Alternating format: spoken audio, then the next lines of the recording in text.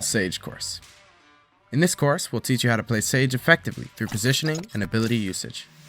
We will start with looking at general concepts of Sage gameplay, like her strengths and weaknesses, her toolkit, and what playstyle she works well in. We'll cover the differences between Sage on attack and defense, the role, buying options, and positioning for every stage of rounds. We will also learn map-specific knowledge, like where to play and when to use her abilities. Then we'll dig deep into how to use abilities to control the map, how to take or defend bomb sites, and how to hold them or retake them once the attackers are in. We'll also sprinkle in some tips and tricks along the way.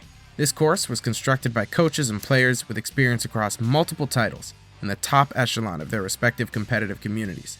It is structured in multiple parts and is designed to provide value for players across all skill levels. To help you extract maximum value from this course, I recommend you take notes or write down anything that stands out to you during this video. This is so you can remember your training and focus on improvement when loading into your next game. Without further ado, it's time to get started. As defined in the game, Sage belongs to an agent group called the Sentinels. As the name suggests, this agent type is good at playing defensively, locking down areas, and watching flanks during attack and defense. In more familiar terms, Sage is an agent that favors a more supportive playstyle. A Sage player best helps their team by enabling teammates and controlling the map. Now, the following information is key to understanding how to properly function in this role. We'll be going over the Sage Toolkit. We'll start with Sage's signature ability, the Healing Orb. The Healing Orb is a heal over time ability that allows you to heal yourself or an ally. However, its effect is paused if the target takes damage. The Healing Orb's refresh mechanism is a cooldown, which means you'll be able to use it multiple times if the first usage is early in the round. Next up is the Barrier Orb, otherwise commonly referred to as the Wall. The Barrier Orb allows Sage to place a solid wall in a selected position that can be used as a vertical boost for your team or as a block to prevent players from passing through the selected area. The wall is around 10 meters long and reaches slightly higher than an agent. This ability needs to be bought from the buy menu and has only one charge per round. After being placed, the wall will stay up for a 40-second duration unless it is destroyed by way of gunshots or other damage. The damage needed to destroy the wall is affected by the time it has been up in position, meaning the longer it has been up, the less damage you have to do. Here's a small tip. Melee does extra damage to the wall. We must note here that it does consist of multiple blocks that can be destroyed one by one, so make sure to focus your damage on one of the blocks to get through as fast as possible.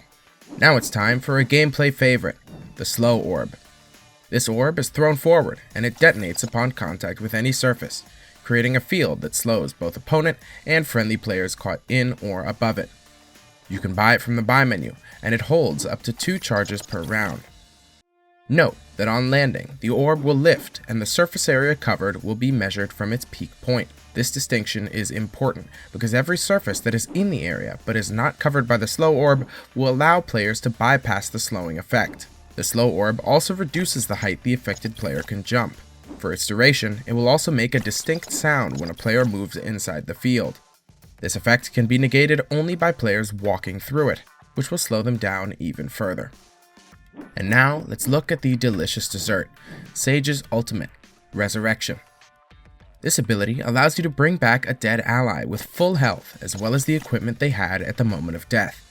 This can be a sneakily clutch ability to use, as the player count ratio between sides is much more important than many will care to realize. For example, your chances of victory are way better in a 3 vs 4 than in a 2 vs 4, which, while it may sound obvious, is a key aspect of team games that many tend to overlook in the heat of battle.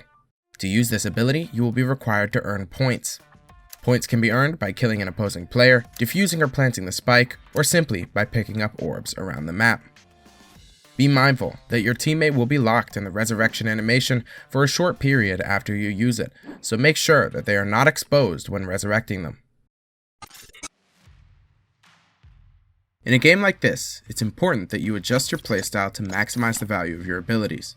From what we have discussed earlier, it should be clear that one should maintain a less aggressive playstyle when playing Sage. In game, you'll want to take up tasks like holding flanks while your team is clearing other parts of the map, or entering sites as a second or third player to either support the entry fragger or the second entry on their attempt to get the trade frag. While entering any unsecured part of the map, Your focus should be on who needs the healing and what parts of the map you can deny to the enemy, thereby making it easier for you and your team to secure the area. Remember that your value grows as more time is spent in the round. Sage is an ability-reliant agent. She is good at zoning and denying map control, and has some pretty good sustainability between fights.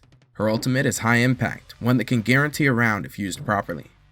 Sage is, however, weak at initiating duels and forcing space, and her slow playstyle might not appeal to the more aggressive players and playmakers out there. Sage's unique toolkit makes her good on maps like Haven, Bind, and Split. In this lesson, we've gone over the basic concepts of Sage, what's the role, how to play it, as well as basic information about abilities and how they function. When entering your next game, remember to use your heal early in the round. This means you'll be able to use it again in the late round. This is best used to gain an advantage in player count or to bring it closer to equal. And remember, on landing, the orb will lift, and the surface area covered will be measured from its peak point. For the next step in your path to mastering Sage, we recommend you look at one of our map-specific courses where you will learn positioning, lineups, and other useful tips for you to incorporate into your Sage gameplay. As always, thank you for watching, and we'll see you on the servers.